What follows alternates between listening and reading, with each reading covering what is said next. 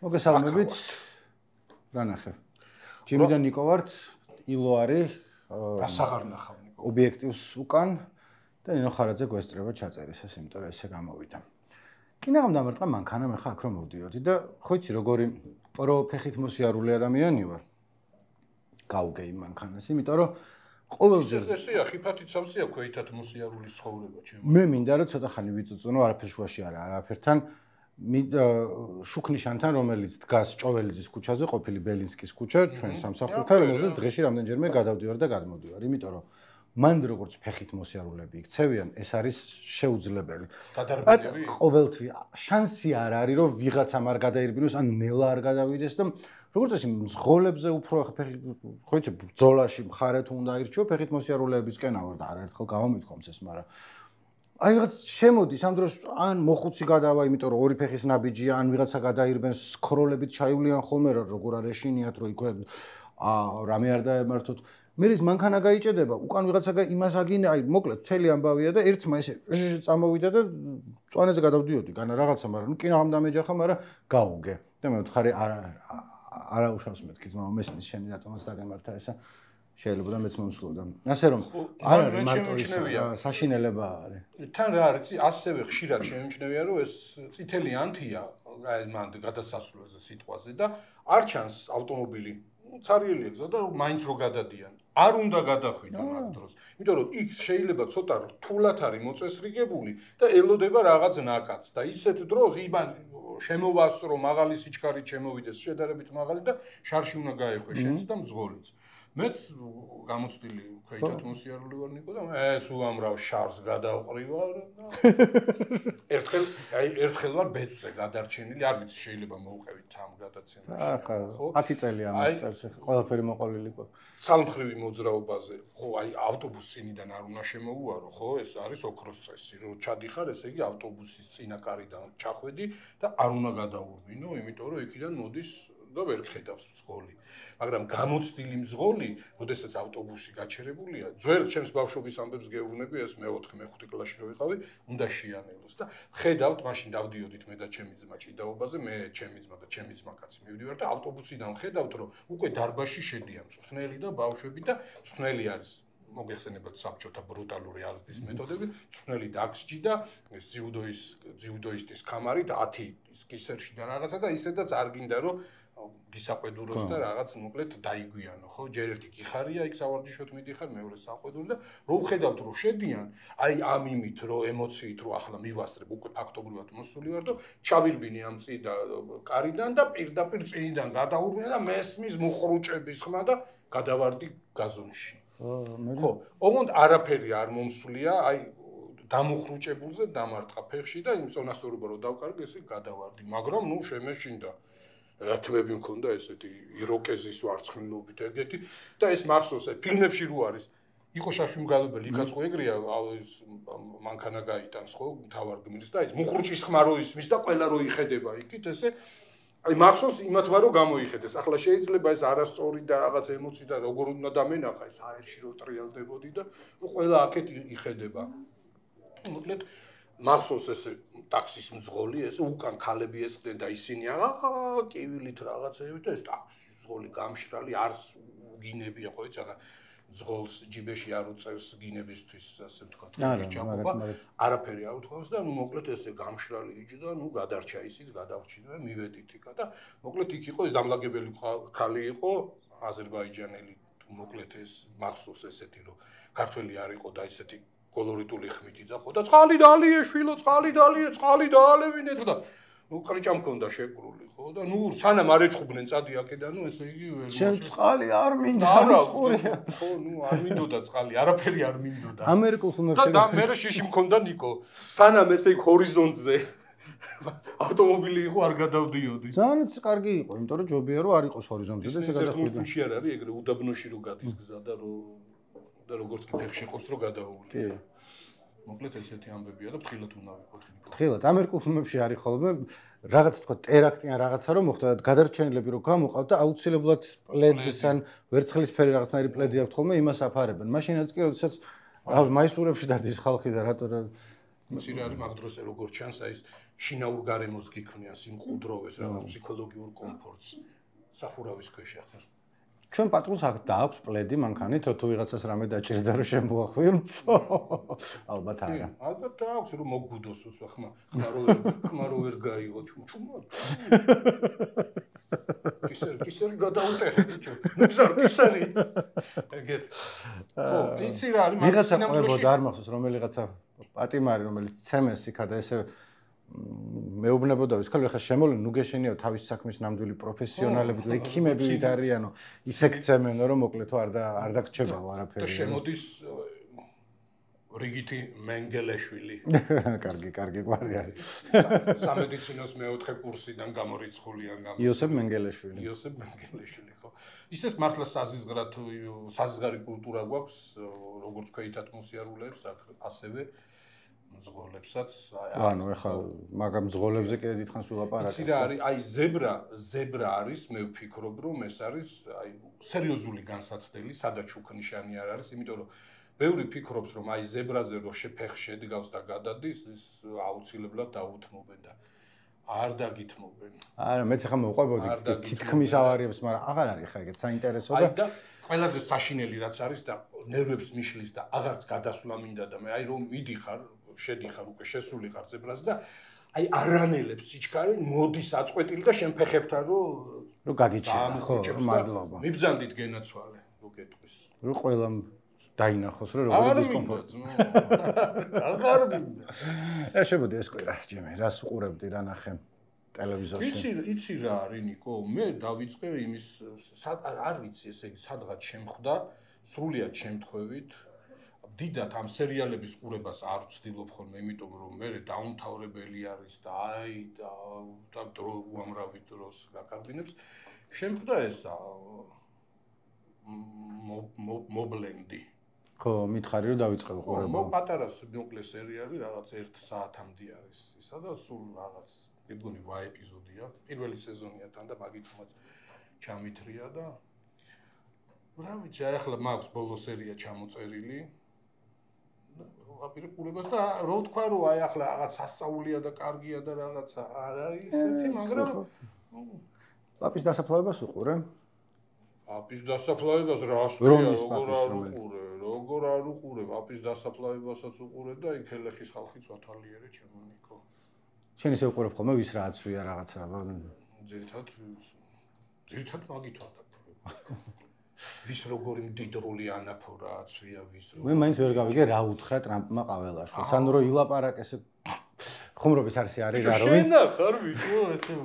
ვინც არ უყურებდით მაგ ამბებს ფოტო გამოქვეყნდა სადაც ტრამპის ზურგით არის და ხელს უქნევს ყაველაშვილს მიხეილ ყაველაშვილს საქართველოს პრეზიდენტს მთავარ სარდალს რომელიც ამას უღიმის შემდეგ ვიდეოში ჩანს რომ პერსპექტივის ამბავია არ უქნევს მიხეილ ყაველაშვილს საქართველოს საჭირო ფრონტში მოიხვედრა თავი საჭირო ფრონტშია ესე თუ გადაიღებ ჩანს რომ მას უქნევს მაგრამ ვიდეოში დინამიკაში რო უყურებ არა ისედაც ახლა თან რა ვიცი მე ახლა სად როდის შეიძლებოდა გადაკვეთილიყვნენ ეგენი ახლა რომ სადღაც ეცნო და მიშა როგორ ხარ შეჩემა ეთქვა იმის ფეხბურთს არ უყურებ საერთოდ ასე არ არის აუ ამან ხო ისეთი ფეხბურთი ითამაშა რომ თვითონ ტრამპის თვალსაციერში როგორ არ უნდა მოხვედრილიყო არა სრულიად არა ხო ცუდი ამბავი ეგ არის რომ აი ტიპებს ეგ ჭირდებათ ხო ჯერ ერთი აი ეგეთი შემთხვევა ადრე გახსოვს რაღაც დიდ სამიტებზე და იმეებზე რომ ის ყველას ხელს ართმევს მასპინძელი ან რაღაცა საერთოდ ფოტოს რო იღებენ გვერდზე რომ მოხვდები მოესალმები და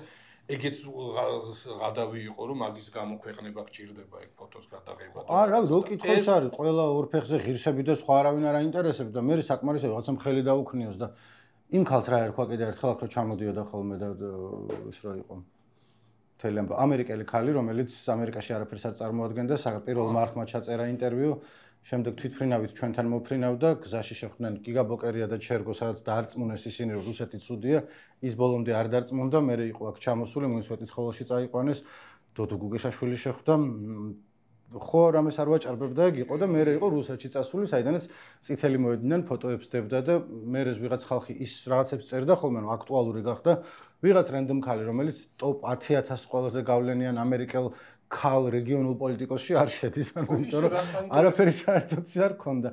მე მგონი რუსებისგან ფულს იღებდა და შეიძლება ანუ რატო ჩავიდოდა ისე წითელ მოედანზე ვერ გაიგებდი. და მოკლედ ეგ იყო, ეგრო რაღაცას დადებდა კომენტარებში უწერდნენ ხოლმე, თქვა ქართველი მომღერალი ბრავა და უწერდა რომ რა კარგი რაღაცა დაწერეო და ეგ ყველაფერი ხო, კარგს არაფერზე მეტყველებს, მაგრამ ასევე იმას, კარგად აღწერს. კიმბერლი ლოუერ, ხო იმ კალს, თავიდან მომახსოვდა უბრალოდ. მინდოდა რომ პატარა დრამა შემექნე. ხო, მაგრამ ეს თვალსაჩინოდ აღწერს რა მდგომარეობაში არის საქართველო, ხო? მარტო ეგ არ არის. ახლა ნიუ-იორკში და ამ დიდი ქვეყნების დედაქალაქებში არის საერთაშორისო ორგანიზაციები, სადაც, აი ახლა აუცილებელი არ არის იყო გმასპინძლობდეს ის ქვეყანა, ხო, საერთაშორისო ორგანიზაცია არის და რაღაც ღონისძიებაზე ჩადიხარ. სავალუტო ფონდი იქნება, მსოფლიო ბანკი იქნება, გაეროში რაღაც ესეთი ამბები და აი ამ ყველაფერსაც იყენებენ რომ ჩადიან რომ აი თითქოს ესე იგი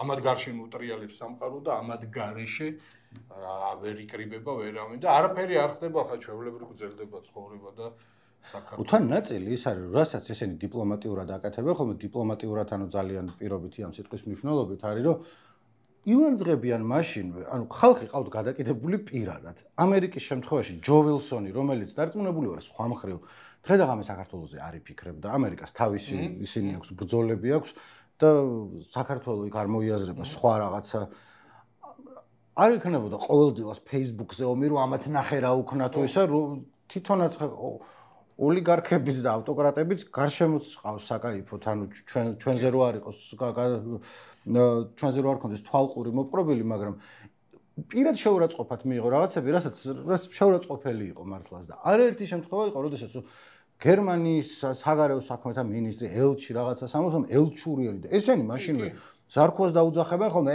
ბიჭო შენ რეებს და მე უკვირთ ხოლმე რომ რაღაცა რატო არ გველაპარაკებიანო და არაგინო ანუ ისე იდექი ორ ფეხზე რა ვიცი ხო შეიძლება რომ დიპლომატიის ენით უთხრა ყოჩაღა და ჩერჩილმა როგორც იცოდა რომ აი რაღაც საშინელებას გეტყოდა მაგრამ მე ჩაიწერო ნახე რა კარგად მეთქვა ხო აბა რა რაღაც ის უნდა კონდეს ხო შენს ნათქვამს რაღაც სტანდარტი უნდა მოყვებოდეს რაღაც არსად აი ის და მე უკვირთ ის ანეკდოტის არ იყოს ის აგინებდა წკინთო გაფრთხილებული ამბობს ეგეთი ამბავი არის ხო იქ ახლა არ ვიცი რო არ ჩასულიყო არ გამოდიოდა ნიკო რა ესეთი ახლა იქ თან მე მარტო ის ხო არ არის უბრალოდ პაპის დასაფლავება და რამე ხო მომავალ პაპის იმაზე კანდიდატურაზეც გავლენას ახდენს ახლა ეს ყაველაშვილის ჩასვლა იქ ლობირებს იქ იკითხავდნენ კარდინალები ვის ბატონო მიხეილ თქვენ ვის როგორ ფიქრობთ და გაუწევდნენ ანგარიშს ნათლია სამი ნანახი გაქვს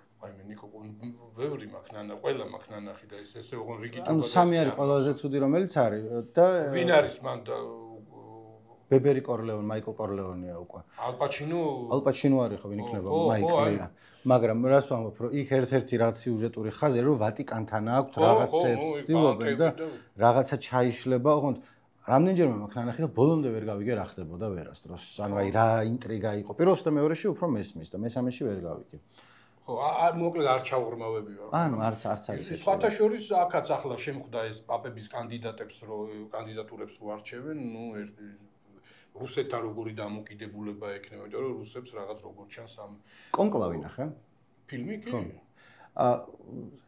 5 წუთი თუ რამე შეგიძლიათ გადაახდეთ სპოილერს გეტყვით ბოლოში და მე შემდეგ თემაზე გადავალთ მე მგონი ეგეთი მოულოდნელობა არ იქნება აქ ამ შემთხვევაში ანუ ბოლოში ხო მოულოდნელად პაპი აირჩიეს და იქ რაღაცა არის ის რომ ეგეთი ინტრიგა მე მგონი არ იქნება ანუ სად გადავდივარ იცი რომ ამას წინათ და ეხლა ჯიმის აქ გაშლილი რომელი ხიდია ესა? ბარათაშვილის ხიდზე გადმოფენენ ხოლმე პლაკატებს.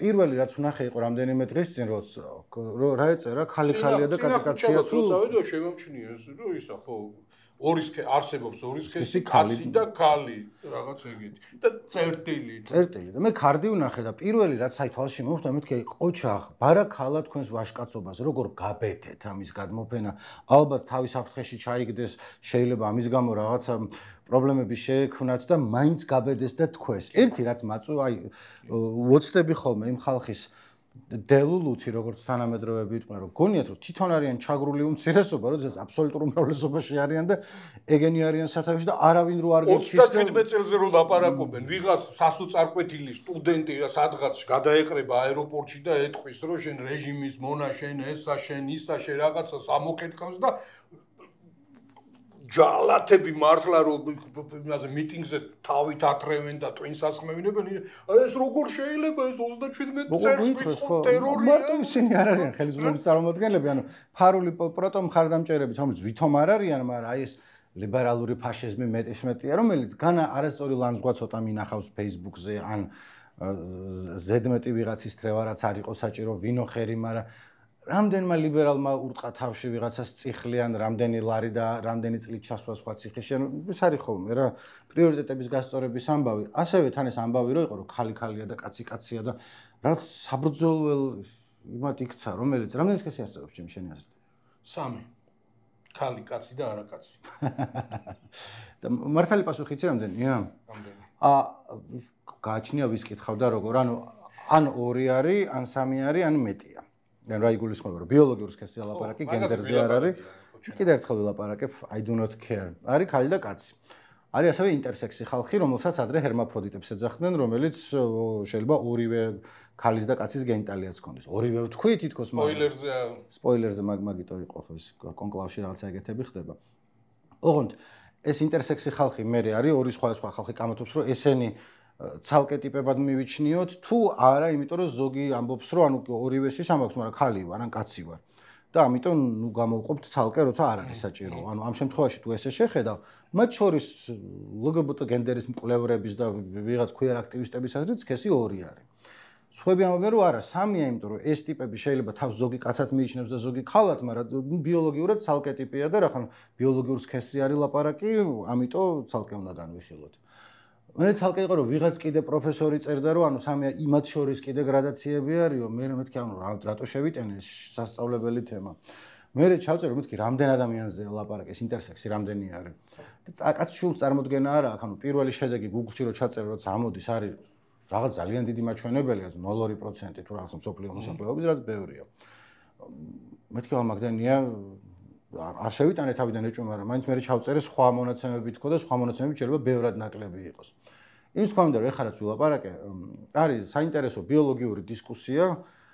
იმის იქით რა ვიცი მე თუ თვითონ ხა ინტერსექს ადამიანი არ ახარ ან ვიღაც ახლობელი არ ყავს გარშემო, ისე გულით ვერ იქნები ჩართული მაგაში, იმიტომ რომ კიდე სხვა რაღაცა არის პრობლემა რომელიც იდეის გამო რას არ შვება ხალხი რომ სიცოცხლის რისკზე მიდის და აქ რომ არა თან მაგით რას წერენ რომ მე შეიძლება ის იყო რა ტრანსგენდერი ადამიანები გულზე არ გეხატებოდნენ მაგრამ იმის მტკიცება რომ არ არსებობენ რაღაც ანუ არიან ვიღაც ტიპები ვინც ხალი დაიბადა და უნდა რომ კაცი იყოს თუ შიგნიდან კაცია თუ არ ვიცი როგორ ჩამოყალიბოდა ნუ არის ეს აი არჩევნების წინეს პროპაგანდის ის არის თვითონ და მე ამას რომ გადმოკიდებენ მარტო ეგ არა აქვს ახლა კიდე სხვა ეხლა რა გადმოკიდეს ახლა აქვს ესე იგი ყველაზე დიდი საწოდაობა საკუთარ ქვეყანაში სხვისი საქმის კეთებაა მაგას ვეთანხმები 100%-ით ხო, ამას ჩვენც ბევრი ეუბნება, ვინც გადმოკიდა დარწმუნებული ვარ, ხო, იმისთვისაც უთქვამთ, რომ ხო,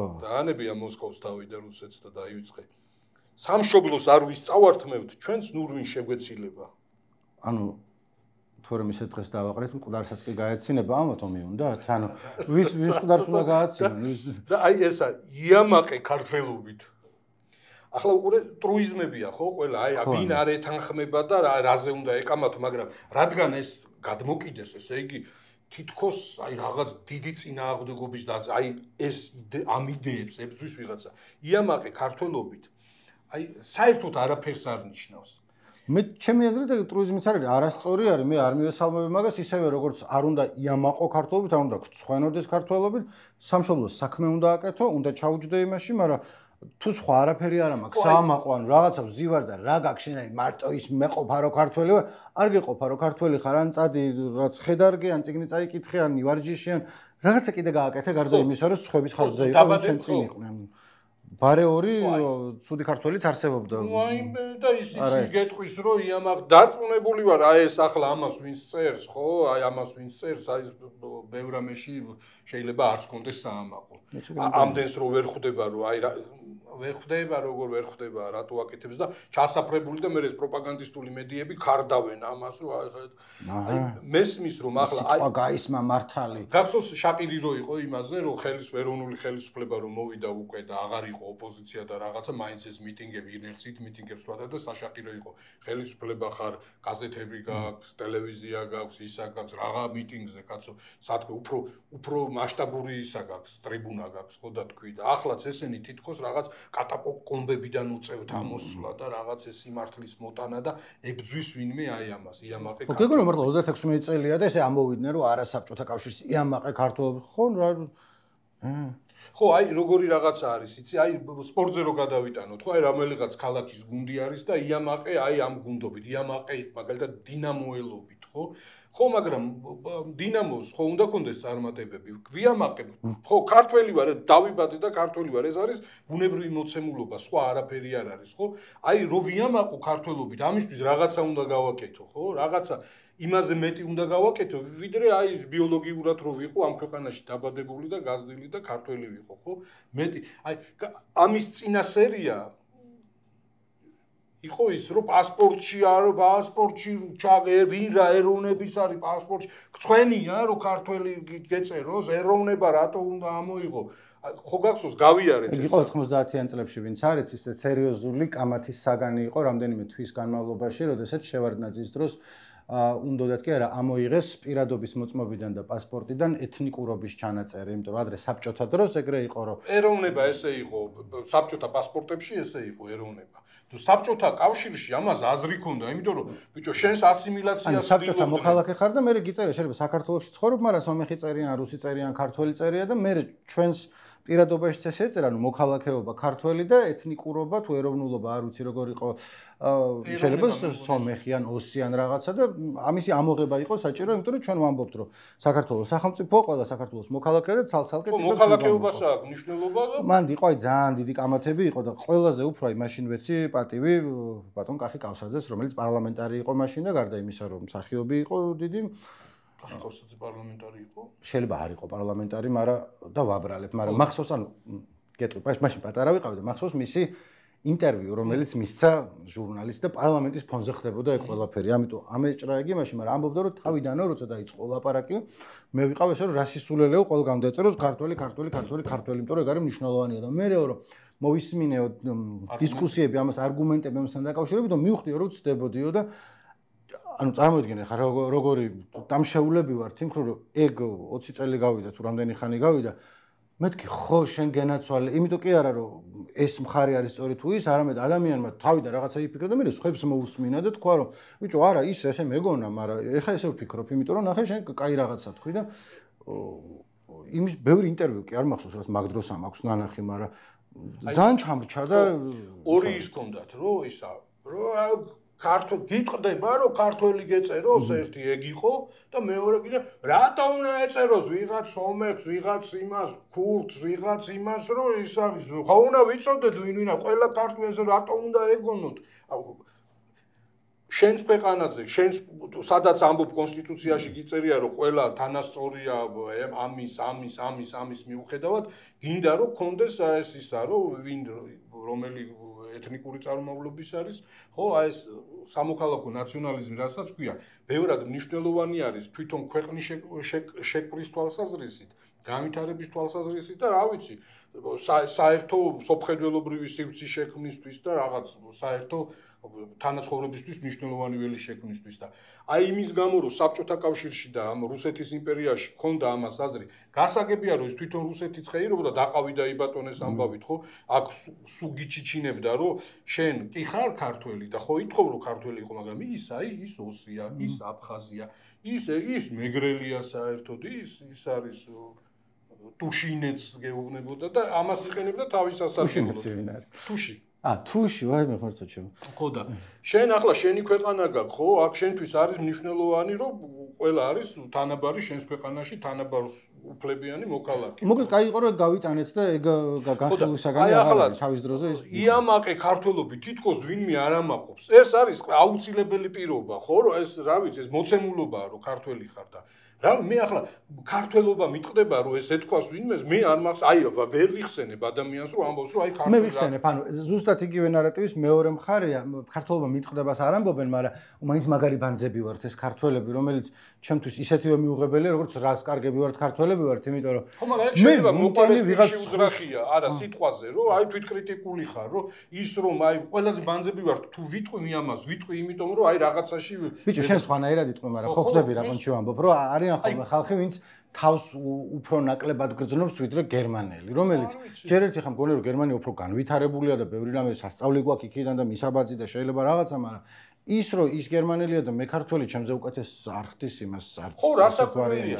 არა ბევრს მაინც ის აქვს ხოლმე რაღაც ხო ქედის მოკრე ხო მაგრამ ის სურვილი აი ეს არის იმის მონათესავე ამბავი რომ აი მე ვარ ქართველი და არანაირი იმაშა სადამე ხო აი ეგ არის ხო და რო ვარ ქართველი და ვამაყობ ქართველობით ამიტომ მინდა რომ ისეთ სივრცეში იყოს ჩემი ქვეყანა სადაც იმითაც ვიამაყებ როგორი მეგობრები მყავს და ვინ ურთიერთობს ჩემთან ხო ვინმე მეგობრება ვისმე მეგობრები ვისთან მაგ როგორ არ აქვს მნიშვნელობა ვისთან გექნება ურთიერთობა ვისთან გექნება სტრატეგიული პარტნიორობა ან როგორ არ აქვს მნიშვნელობა კაცო მანდ ის არის თან კიდე ადამიანურად განვითარების მხრივ როგორც ქვეყნისთვის ისე პიროვნებისთვის საით იყურები მომავლისკენ რა უკეთესი იყო თუ წარსულში რა კაი ვიყავი მაგით იტკბები და მარტო ეგ არის საკმარისი ის რომ ეხა მომავალს ილია ჭავჭავაძეც ამბობდა და სხვაებიც რომ წარსულისგან არის შობილი ყოობადი არის ხო იმდენი ქართული შობილი წარსულისაგან არის მშობელი მომავალისა თუ ბაზარი არ არის მაგრამ შობელი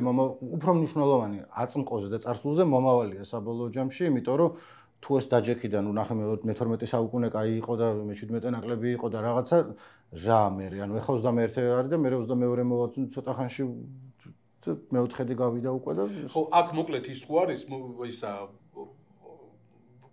კონტექსტს აქვს მნიშვნელობა ხო ახლა რამდაბადა ეს ლოზუნგი ჩვენ სტრატეგიულ პარტნიორებთან მეგობრებთან ვისთან ურთიერთობასაც უფრთხილდებოდით მიგვაჩნდა მნიშვნელოვნად და მომავალს უკავშირდებდით იმის გამო რომ ვიღაც ტიპებმა რაღაც სასტავმა გადაწყვიტა რომ შეცვალოს არსებითად რაღაცეები გაგვიფუჭდა ურთიერთობები იქიდან არის კრიტიკა აქედან არის კრიტიკა ურთიერთობა დაძაბული არის და აი ეს ამ კრიტიკის ხშირ შემთხვევაში კი არა ძირითადად ობიექტური კრიტიკის პასუხად ხო თითქოს გვაკრიტიკებენ იმის გამო რომ აი ჩვენ ქართველები ვართ აი ქართველობის გამო გვაკრიტიკებენ თორე აბა სხვა რა კეთმაღლურად მე მაგათი არ მესმით ხოლმე ჯიმი ანუ არა თვითონ ხელისუფლების წარმომადგენლების მაგის მესმის სწორედაც რომ არამედ მათი შეიძლება გულწრფელი მხარდამჭერი არ იყოს მაგრამ ნუ ისე მაინც პასიური მხარდამჭერი რომელიც მაგ ხას იზიარებენ ბევრი ჭკვიანი ადამიანი თავისი გაუკეთებიათ რაღაცა ანუ რასაც გვაკრიტიკებენ არის რომ დემოკრატიის ხარისხი ვარდებაო რაც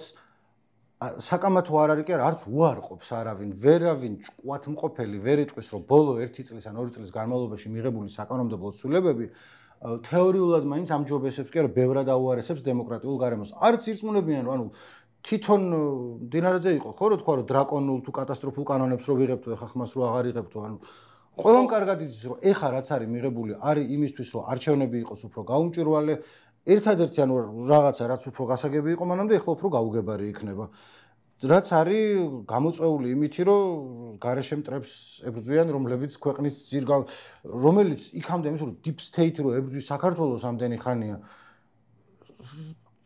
მე ვამაყობ ქართველობით მაგრამ რატო ებრძვის მთელი მსოფლიო საქართველოს ანუ რაში ვჭირდებით ესე ძალიან განსაკუთრებულად ხო მეორე ფრონტი რო გავუხსნათ რომელიც ასევე გეგონება იმდენი სამხედრო შესაძლებლობები გვაქვს რომ ყველა ფიქრობს რომ როდის გახსნის საქართველოს რამე ფრონტს რომ ისე დღეს დააყრია რომ მკვდარსაც კი გაეცინებაო მაგრამ ხო ყველა ვიცით რომ არა გვაქვს მაგდენი სამხედრო შესაძლებლობები შენ თუ ფიქრობ რომ მაგალითად საქართველოს ხელისუფლებას რომელიღაც ჩვენი ყოფილი პარტნიორი ჩვენი ქვეყნის ყოფილი პარტნიორი აკრიტიკებს და შენ იმ კრიტიკაში ეთანხმები ხო ესე იგი შენ არ ამაყობ ქართველობით ხო შენ ანუ თან იმას აწვევია რომ გთხოვდნენ რაღაცას სახელი ლაგვარი ეთქვათ რომ ვინ თხოვდა მეორე ფრონტის გახსნას და აქედან მეც ლანძღვას მეც გავგზავნიდი რომ რას გთხოვთ მეორე ფრონტის რაც შეგვიძლია სულ ამბობენ ანუ რა შეძახილმა ხედა ახმოს ამბოში დამთავრდა ახლა ტრამპის მერე ხო აღარავინ ანუ ის მაინც რაღაცა მაინც ის უნდა გამოჩნდეს, რის გამოც უნდა ისავქნათ.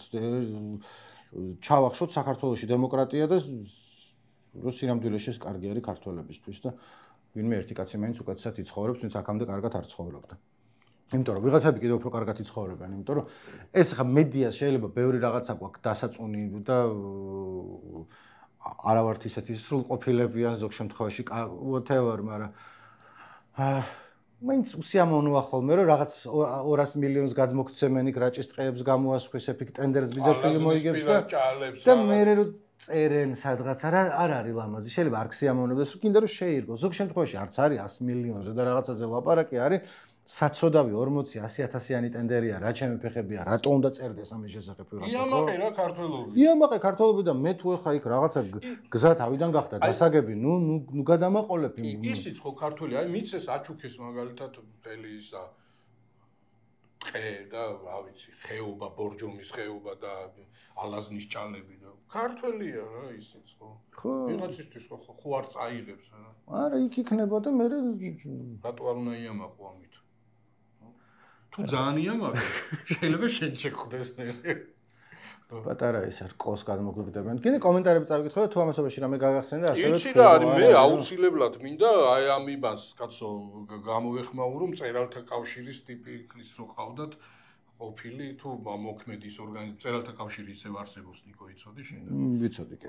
და ყავდათ ის წულუკიანის კომისიაში და იცი რა არის ძირითადად უყურებ ხოლმე მე ფრაგმენტები რო დაიჭრება ხოლმე და ამას ახლა ინტერესის გამო უყურე თავიდან. ქალბატონი მაყვალა გონაშვილი რომელიც არის სიჩქარე მოუმატე 1.5-ზე დავაყენე და ვუსმინე. მე არ მინახავს რამდენი ხანი იყო? ნუ საათ ნახევარი იყო. და ეს არის კომისია რომელიც რეალურად იძიებს რაც უდი იყო წინა ხელისუფლება. აი უკვე აქვს დასკვა, აი ძალიან სასაცილო არის. მაგრამ მოკლედ ეს ეხა რაზე იყო ლაპარაკი? მწერალთა კავშირის აი ხო და მაგაზე იყო მწერალთა კავშირის მაგალითი აჩვენა კომისიამ, როგორ ესე იგი ებრძოდა წინა ხელისუფლება ქართველობას და ქართველობა არის ჩაშლილი რომ ებრძოდა წერლობას, რაც ქართველობის, ასე თქვა, გვირგვინი არის.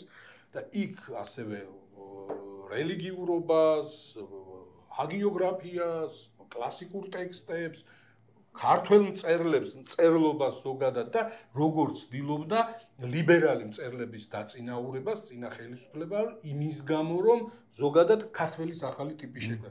აი თვითონ ეს ამ კომისიის წევრები და ვისაც ამ კომისიის მუშაობა მოსწონს, აი ვერ ხვდებიან რომ თვითონ არიან ის ახალი ქართველები, აი რო შიშობდნენ თავის დროზე რომ ქართველობას გვართმევენ, რომ თვითონ არიან ქართველობა წართმეული კლასიკა. თვითონ ეს ფორმატია ჯერ სასაცილო. ფორმატი არის როგორ იცი? აი რა შევადარებდი? ერთი რომ აი ქურდი რო იბარებს და საქმეებს არჩევს, მაგრამ იქ იდეაში ითვლება რომ ქურდმა სამართლიანად უნდა გაარჩიოს, სპრავედლივად, ჩემო ნიკო. ერთი მაგის შთაბეჭდილებას თავს, მეორე სტოვებს რომ საბჭოთა სასამართლო, სადაც ყველაფერი წინასწარ არის გადაწყვეტილი, ჩემს მშობლიურ ქალაქში სასამართლოსა და ესეთი რაღაცნაირი უცნაური შენობა იყო. აქეთა მხრიდან სასამართლოს შესასვლელი იყო, აქეთა მხრიდან პროკურატურის და იქეთა მხრიდან ადვოკატების. ყველაფერი ერთად იყო რა, პროცესი ხო სადაც ყველა შეთანხმებულია და წინასწარ როლები განაწილებული და განაჩენიც იციან და ყველაფერიც იციან, იქ რაღაც დეტალები არის მოსალაპარაკებელი. მეორე მაგ ასოციაციას მიჩენს ეს რომ მსჯელობენ, არჩევენ და მესამე აი საბჭოთა ფილმებში არის აი დანიელ აფონიაში და კიდე სხვა ფილმებში აი ხრუშოვკების წინ სადარბაზოსთან, პადიესთან, ბაბუშკები როს ხედან და იქ რაღაც ჯორავენ ვიღაცებს რო იბარებენ და რაღაც ყური და იმანზე და ვიღაცა. აი ეს წულუკიანი უნდა იჭდეს ყაისნაღით და საქსოვით და თან ვიღაცებს იმას გესლავდეს და რაღაცებს ტკივილს აყენებდეს ის იმას გადაკრავს, იმას ჩაარტყავს რაღაცას. სოზარი და ისასტავის ემიჩკა რაღაც. მე ეგრე არ მინახავს. ესეთი შთაბეჭდილება დამრჩა. აი მეტაფორებით, ღვარძლით, ყველაფრით, აი ხო უნდა შეინიღბო მაინც რაღაც ობიექტურობის რაღაც შთაბეჭდილება ხო უნდა და პაპა ღია ტექსტებით. ეგ კი არა თუ გამორჩა დაბარებულს რაღაც ისა. ჯერ ხო იბარებენ როგორ თუ კი ვინმეს რაღაც გულში უდებს, შეიძლება სამართლიანად, შეიძლება ხო თუ კი ვინმე შეიძლება ესე იბარებდე ხალხს რომ აი აბა ვინმეს რამე გაქვს სათქმელი ცუდი. მე რაც ვნახე ერთი არ ვნახე ტაქსიში ვიჯექი და რადიოს ჰქონდა ჩართული ბატონი ჯონდი ბაღათურია იყო მაგაზე მისული და რაზეც თავიდანვე მომეშალა ნერვები ლაპარაკობდა მიხეილ სააკაშვილის ქონებაზე, რომელიც რა იცის ჯონდი ბაღათურემ, ანუ მე ის მახსენდება რომ 19 მილიარდი რო წაიღო, გახსოვს? მე მახსოვს კინოში მაქვს ნანახი ეს სასამართლო პროცესები, Better Call Saul და ასე შემდეგ, სადაც თავიდან მოსამართლე ეკითხება რომ ეს ტიპი რომ მომიყვანე მოწმე, ამან რა იცის? ანუ რატო არის ეს მნიშვნელოვანი მოწმე? და მეც კითხვა მქონდა რომ კი არ ვიღაც ან მისი პირადი ხაზინადარი ყოფილიყო, რა იცის ჯონდი ბაღათურემ ფული როგორ ხურე რაღაცას გეუბნება, ჩვენებას აძლევს, ხო?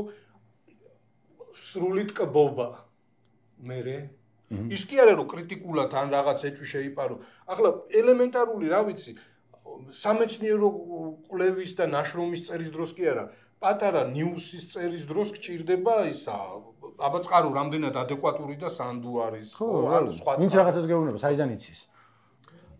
რო გამორჩება რაღაცა შეახსენებენ ეს ხო და თვითონ ეს პათეტიკა ეს ჯერო ეს მწერალთა კავშირი ვინ დააფუძნა ის ექთიმე თაყაიშვილი, პაოლო იაშვილი ეს დიდ სახელებს რა დამართა მე ეს მარო მაყაშვილის მამა რა დამართა თვითონ მწერალთა კავშირის ის ანგელოსთა საკრებულო არ ყოფილა ის საბჭოთა მწერალთა კავშირი ხალხს მოსაკლავად ან დახვრეტაზე უშვებდნენ ხალხს და ან თავსაკვლევინებდნენ და როგორ დაამთავრა პაოლო იაშვილმა და ისა ხო და ეს მწერალთა კავშირი იყო ზუსტად გამსახურდია რო გარიცხა მწერალთა კავშირიდან წინა იმაზე ვამბობდით ხო და ისა ძალიან სასაცილო იყო ეს ირაკლი ხადაგიშვილიც კომისიის ერთ-ერთი წევრი არის დიდი იმით რომ იქ ღვაწლმოსული მწერლების ამ ჩაგვრაზე და რო ეს მწერლების ქართველი მწერლების და მწერლობის იმაზე დევნაზე და იმაზე რო წუხს და რაღაცა და ზუსტად გამსახურდია რა ამბობდნენ ანუ ვინდა ჩაგრა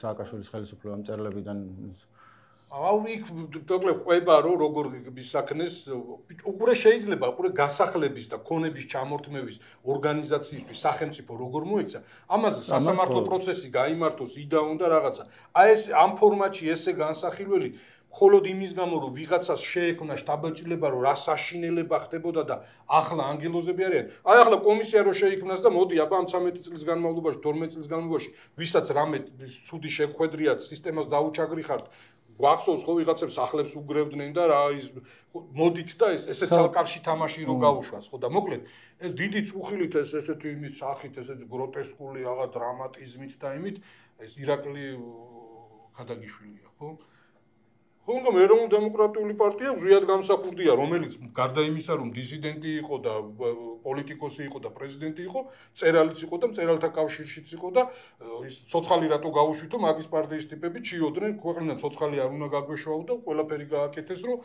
პოლიტიკურად მოეკლათ და მერე ფიზიკურადაც ხო და ახლა ის რეზოლვარებას მიშველაძეს მაგიდა გამოუდგეს გარეთ და ახლა ხო გამოუდგეს შექმენი ისეთი მარსაჯულების სისტემა რომ იმან შენი სამაგიდო წიგნის ავტორი არის ბატონი რეზო რომელიც 28 ტომი თუ რომელი გიდეოს მაგიდაზე ხო იჩივლოს და ისაქნას ხო და ვისაბრალიან 13 წელი ხელისუფლებაში არიან და არ აყვავს ისეთი სასამართლო და მარსაჯულება რომ იქ იმან ქალბატონმა მაყვალამ იჩივლოს და მიაღწიოს თავის როლში ეხა მინდა რომ რაღაცა ისეთი კითხო რაც შეიძლება არ იყო ბოლომდე კომფორტული მაგრამ მაინც როგორც სხვა გამოცემები წაკითხული გაქვს ამ უცნობის ვახტანგ ჯავახაძის მე მაქვს ერთი ალბათ მეორე რაღაცა იყო სახში ქონდა და იყო უკიდურესად საინტერესო თავიდან ბოლომდე ანუ მაშინ თან პატარა ვიყავი ესეთი სამეცნიერო და რაღაცა ინტერესი არ მქონდა უბრალოდ ეხა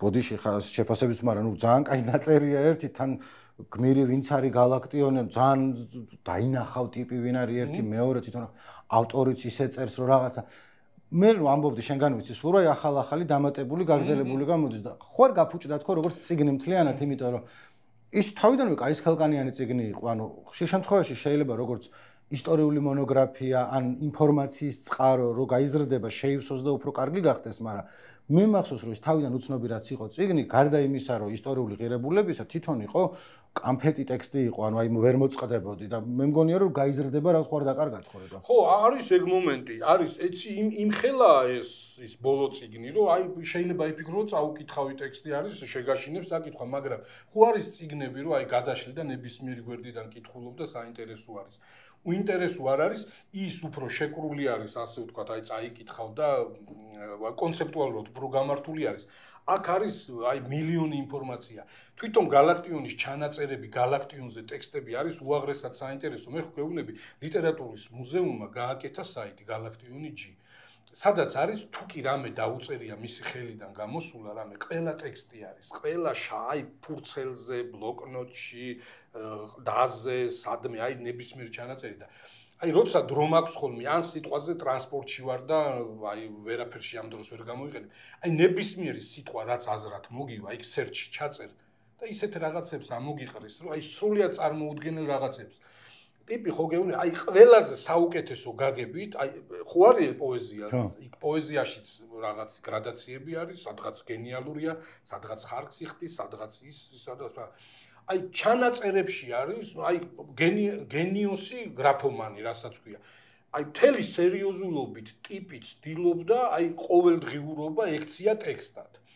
აი ისეთი რაღაცები, აი რაღაც სიტყვების ჩამონათვალი, რაღაცის მიხედვით დალაგებული. აი იწყებს მაგალითად ქალაქში რაც კი სკვერები არის, იმადას ხიდები.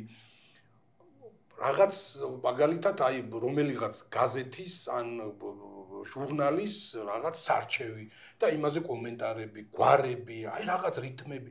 აი მილიონი რამე აქვს. რაღაც პროზასთან დამსგავსებული ტექსტები აქვს მოთხრობებივით. აი ვიღაც ტიპი შეხვდა და იმასთან დაკავშირებით მოყოლილი ამბავი. აი ხო გეუბნებოდი, აი ეს კოტე ფოცხვერაშვილი დაინახა, ძალიან ესე ტანად მაღალი იყო და იწყებს მოყოლას, მე აკაკიზე გადადის.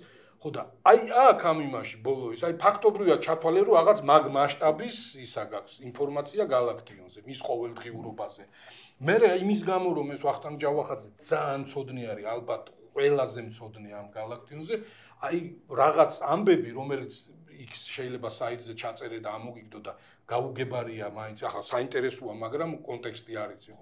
იქ გადაყავს სხვაგან მიყავხარ და გიყვება. მე მომწონდა ამ ტექსტში რომ წავიკითხე, რომ როგორც წესი, როცა ერთი აი ბიოგრაფია არის ხოლმე პოეტის ამ წერლის, ცოტა ჰაგიოგრაფიაში გადადის ხოლმე, ნუ მარტო კარგი წერია და თან ადვილია galaktionზე რომ დახატო ესე რაც ბუნჩულა, კაცად რომელიც ესე სპირტს მიიპყურებდა, მაგრამ სინამდვილეში არ დალებდა რაღაცა.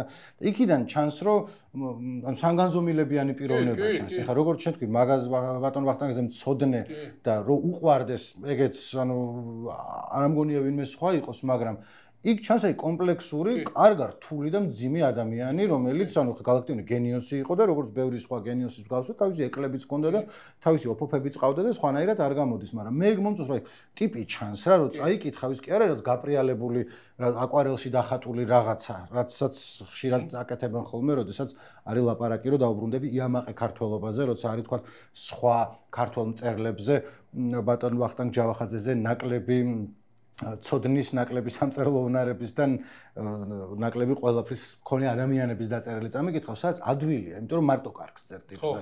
წერო ეს იყო და ყველაზე. და მე რომ წაიკითხა, ან მნიშვნელობა არა აქვს რა, ან ფაქტობრივად ნეკროლოგი წაიკითხე გრძელი, სადაც რაც გაკვრით შეიძლება მიხვდე რომ სადღაცა რაღაცა იყო, მაგრამ ხო პარაზიტობს ავტორი რომ აი იმის გამო რომ დიდი ადამიანის ბიოგრაფიას წერს რაღაცნაირად თვითონაც გაიპონჩია. ხშირ შემთხვევაში დიდიც არ არის, ვიზეც წერს არის თავისი ტოლა არის, ნუ ვიღაც შეიძლება ის იყოს ერთი მეორეზე წერდეს და არის სუ შენი ჭირიმე შენ გენაცვალეს, სუ საღეგრძელოები და რომელიც აი რას გიტოვებს, მე წაიკითხე და არაფერი იქ არ არის რა. მეორე მხრივ ხა გაცილებით უფრო ადვილია ალბათ ესე უყურებ რომ მაინც galaktionზე შექმნა ეს პორტრეტი, იმიტომ რომ ნუ პიროვნება იყო ჯერ როგორც პოეტი და ისედაც ხა შეიძლება ლექსები რო არ დაეწერა, ტიპს იცნობდე ყოველ შემთხვევაში მაინდან ჩანს და მაინც აღამოს გაყვებოდეს მაგაზე ფიქრი, იმიტომ რომ ძლიერი პიროვნებაა და რაღაცა იმაშებოდეს. სხვები არ არიან ხოლმე ეგრე, სხვებს უნდათ რომ წერლები ერქვათ მარტო იმიტომ რომ ლექსების კრებული არის გამოცემული და მე ბოლომდე დაუფასდეთ ის რომ რაღაცა კავშირის წევრია შეიძლება და ხო არ ვიცი ახლა უყურე როგორი რაღაც არის ყოველთვის როდესაც მიუბრუნდეთ ეს ხო თითიდან გამოწოვილია რომ ის ვიღაცა galaktion's პატივს არცემს და galaktion's ფასი არ იცის და galaktion's ებძვის ეს არის აბსურდი არ ვიცი ის რა იყო რა მე ვცდილობდი რომ მეთქი ბოლოსკენ წავიდეთ ხო მაგრამ ისევ და იმას დაუბრუნდები რომ კარგი გამოსავალი იქნება მე ვფიქრობ რომ იქ იყო მაინც ეს ინერციით გვახსოვს ყველას ხო რაღაცი სოფლის კლუბივით იყო იქ ტელევიზორში რაღაც დოლგარმონი და ის ქონდა ამ იმაში ხო არ ვიცი მაგრამ ქონებრივ დავაზე სიტყვაზე ხო ამისთვის არსებობს სასამართლოები და ეს იმასავი დაჯდე იქ პადიეზდის წინ სემიჩკა აკნაწუნო და იჭორავო ესე იყო და იმას ქართველობა არ უყვარს და ეს ლიბერალი მწერალია და დავალება აქვს აუ ჯერეს 37 წლის ისა რომ მიიღო დავალება ლაშა ბუღაძემ დაწეროს ისეთი ტექსტი რომ ძირი გამოუთხაროს ქართულ იდენტობას ქართულ მწერლობას და ამაში ამხილეს და ეს ხო ამბობს ის მიწვეული მოწმე და ისინი ანუ ბაზარი არ არის დასკვნა რომ ეს კეთდებოდა ეს ბოლოზარი არის და ოქროს ხანა ლაშა ბუღაძის იმაზე მე რო თქვი ბოლოზარი და ხო ნადრი კუჩა არის ბოლოზარში ხო ანუ მაგიტომ ახსოვდა რომ ანუ ორივე წაკითხული მაქვს მაგრამ ეხლა შევხედოთ იმას სილო ხო და ის ვერ დაივიწყეს ეს პირველი რუსი ისა მაგაზე არის ხოლმე აი ვერ დაივიწყეს რომ დამარ მეფე შეეხო იქ მთელი ალეგორიის ამბავი არის რუსეთი როგორი რა ფორმით და როგორ ეუფლება ამ იმას ჩვენს ძვირფას ქართველობას ხო წაიკითხე პირველი საკითხული მაქვს მგონი და ხო ანუ ლაშა ყველაფერს კარგად წერს მაგრამ ისე არ იყო რომ რაღაც ამბავი რო არ ატეხილიყო მაგაზე არ დამამახსოვრდება პირველ რუსზე ბევრად უფრო მაგარია ცხელ შოკოლადში დაწერა მე მაგ პირველ რუსს რამ მოყვა ეგ არის ძალიან მაგარი ტექსტი ერთ-ერთ ყველაზე ესეთი იცი რა არის მე მგონი აი ახლა ეს უნდა იყოს იმპულსი რომ ეგ ტექსტი ამ ტექსტთან ერთად რაღაცნაირად ერთ ფორმატში გამოვიდეს მიწერე ლაშა შენ უნდა წეროთ ხო ოკეი წინა გადაცემა გქონდა ძირითადად ზურაბ წერეთლის გარდაცვალებასთან დაკავშირებით რაც არაერთმა ადამიანმა დაგვიწუნა მანანა წეს რომ ნამდვილად არ ხედავ მთელი გადაცემის წერეთლისადმი მიწუნა ცოტა მომაბეზრებელი იყო ალბათ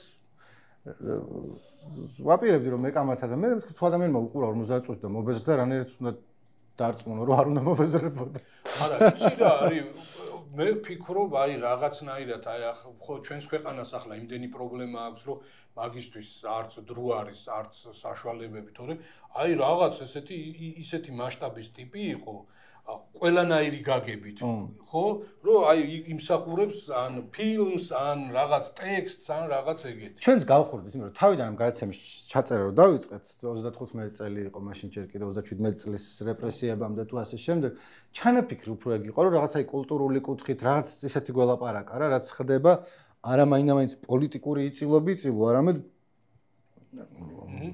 კულტურა, კინო, რაღაცა უფრო ისტორია და მე გზადაგზა აი ის როგორ გითხრა, ხო გეუბნები მკვლევრებისთვის ხო ნიკო არის, აი ნუ ძალიან ეგეთი ექსპონატი არის ხელოვანისა და ხელისუფლების ურთიერთობის მაგალითი რა ტიპი. აი ძალიან მასშტაბური და ძალიან ეგეთი უნიკალური ხო? ახლა ბევრი ეტენება ხელისუფლებას, ბევრი უპირისპირდება, მაგრამ ნუ ამას რაღაც სხვა მასშტაბები ქონდა რა.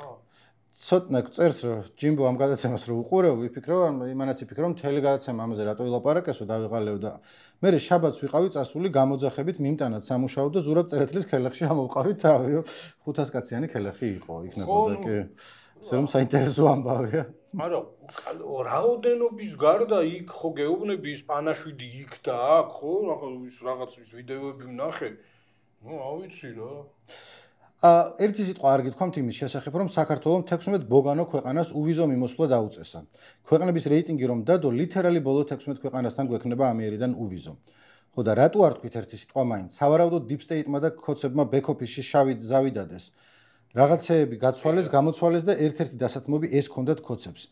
მაგარია 10 წელიწადში ვნახავთ აქ რაც იქნება და მეორე პასუხი ამაზე რომ სავარაუდოდ სანამ გამოქვეყნდებოდა მანამდეა გადაცემა ჩაწერილიო. მოდი ჩამოვყვეთ სათითაოდ. პირველ რიგში, ანუ დიახ ნიკო. ეს ინფორმაცია ვიდრე ჩავწერდით ამ გადაცემას წინა დღით გამოქვეყნდა.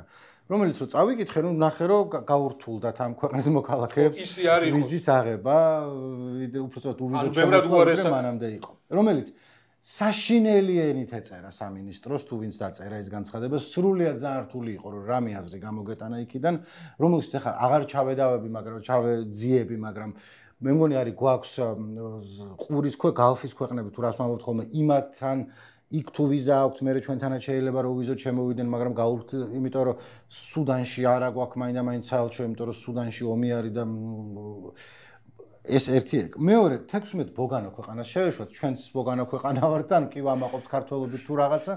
16 ქვეყანა იყო, სადაც ზოგან ძვინვარებს სამოქალაქო ომი და ხდება საშინელი ამბები.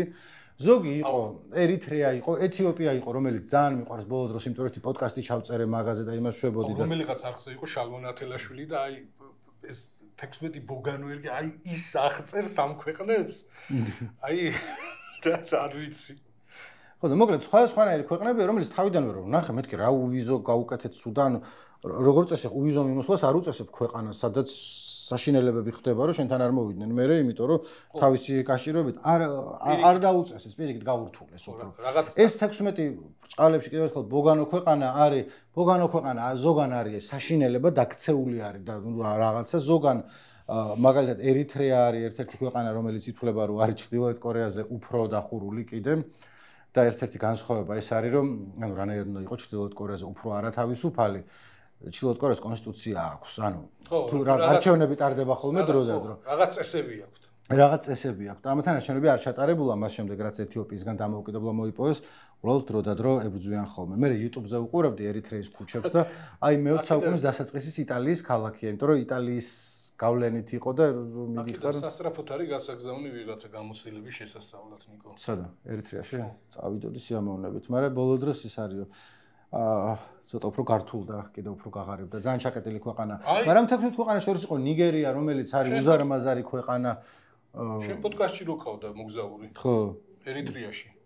ნუ ეთიოპიაში ხო იყო და მე შეიძლება ეთიოპიის ვიზა რო გაქვს, მე ერიტრეაში არ გიშვებდნენ, არ ვიცი. თან იქით ომი არის. წაგვეთრიოს ერიტრეა. ასევე ქვეყნების რეიტინგი რო დადო, ლიტერალი ბოლო 16 ქვეყნის რეიტინგი რის მიხედვით უნდა დადო. ანუ აი, რას უყურებ, რომ ეხა სად არის კარგი ცხოვრება, ხო, ალბათ ბევრი მან ქვეყნიდან ბოლოში იქნება, იმიტომ რომ იქ ერიტრეაში თავის ერიტრიობით ამაყობენ, ხო, ნიკო ალბათ იქ. ანუ აბარა, იმიტომ აქვთ ისო. გადმოფენილი აქვს. იამაყი შენი ერიტრიობით. და ხო იცი, ეთიოპელებს ისა აქვთ.